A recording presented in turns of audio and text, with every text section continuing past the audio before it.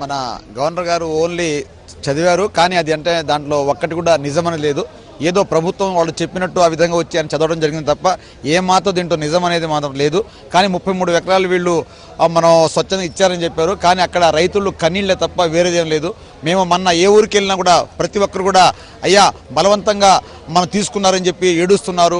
మా పిల్లలు ఏ విధంగా బతకాలి, లేకపోతే మా పిల్లలు ఏ విధంగా చదువుకోవాలి, లేకపోతే మా పిల్లల్ని ఏ విధంగా పెళ్లి చేయాలని చెప్పేసి చాలామంది ఆవేదనలో ఉన్నారు. కానీ ప్రభుత్వం చెప్పడం మాత్రం వాళ్ళు స్వచ్ఛందంగా ఇచ్చారని చెప్తున్నారు. కానీ మేము వైఎస్ఆర్ పార్టీని చెప్తుంది రైతులకి న్యాయం చేయాలని చెప్తున్నా. వాళ్ళకి వెళ్ళి వాళ్ళకి భరోసా ఇవ్వండి, లేకపోతే వాళ్ళకి ఏ విధంగా హామీ కలిగిస్తే వాళ్ళకి సంతోషం ఉంటారో ఆ విధంగా చేయాలని చెప్పేసి మేము వైఎస్ఆర్ కాంగ్రెస్ పార్టీ తరఫు నుంచి మేము అడుగుతున్నాం అనమాట.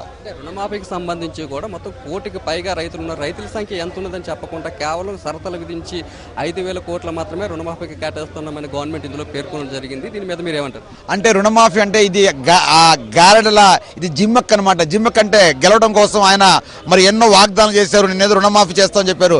కానీ ఇది చివరిగా గుంటూరు పట్టణంలోనే 24,763 ఓన్లీ రిజెక్ట్ చేశారు. 24,300 మాత్రం ఇచ్చేశారు. దాంట్లో 1,50,000 రుణమాఫీ అంటున్నారు. 50,000 ఉంటే మాత్రం రుణమాఫీ చేస్తా ఉన్నారు. 51,000 దాటి 51,000 అయినా కూడా అది 5 సంవత్సరాలు పూర్తి చేస్తా ఉన్నారు. ఇదంతా ఏంటంటే లెక్కల గాడి తప్ప ఇది నిజమనేది కాదు.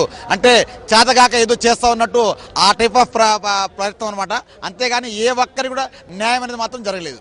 మహిళలకు సంబంధించి కూడా భవిష్యత్తులో చేస్తామని చెప్తున్నారు, కానీ ఎన్నికలకు ముందు ఎటువంటి షరతులు లేకుండా మహిళలకు కానీ రైతులకు కానీ రుణమాఫీ చేస్తామన్నారు. ఇంకా మహిళలకు సంబంధించి మాత్రం 10,000 రూపాయల తర్వాత వేస్తామంటారు. దాని మీద స్పష్టంగా పేర్కొనలేదంటే వాయిదాలతో ఎప్పుడు చేస్తారని మీరు భావిస్తున్నారు?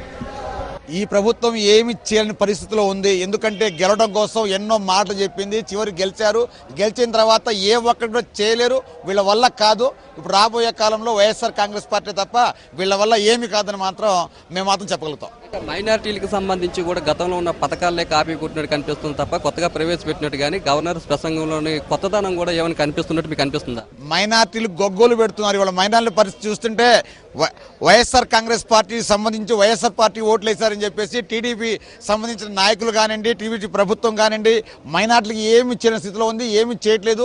అది ఎందుకు చేయట్లేదు అంటే వాళ్ళు మాకు ఓట్లు లేదని చెప్పేసి చాలా మంది చెప్పడం ఏం జరిగింది. కానీ మైనార్టీ మాత్రం శూన్యం, జీరో అని మాత్రం ఏమి చేయట్లేదు అనమాట. నిరుద్యోగులకు సంబంధించి కూడా ఎన్ని ఉద్యోగాలు ఇస్తామో అందులో ఇంతవరకు ఎన్ని గవర్నమెంట్ ఉద్యోగాలను భర్తీ చేస్తామనే సంఖ్యని కూడా ఎక్కడ పేర్కొన్నట్టు కనిపించలేదు. కానీ అదే గతంలో అయితే మాటలు చెప్పారు, మాటలు గట్టి చెప్పారు, గెలిచారు. గెలిచిన తర్వాత ఆయన చెప్పిన వాగ్దానంలో ఏ ఒక్క వాగ్దానాన్ని కూడా అమలు చేయలేరు. వాళ్ళ వల్ల కాదనమాట. ఆ నిజంగా ఒప్పుకుంటే బాగుంటుంది. మేము చేయాలని చెప్పి ఒప్పుకుంటే మళ్ళీ రెండోసారి అడుగుకుంటాం కాబట్టి ఒప్పుకుంటే బాగుంటుంది. ఏ ఒక్కది కూడా చేయలేకపోతున్నారు, వాళ్ళు చేయలేరు.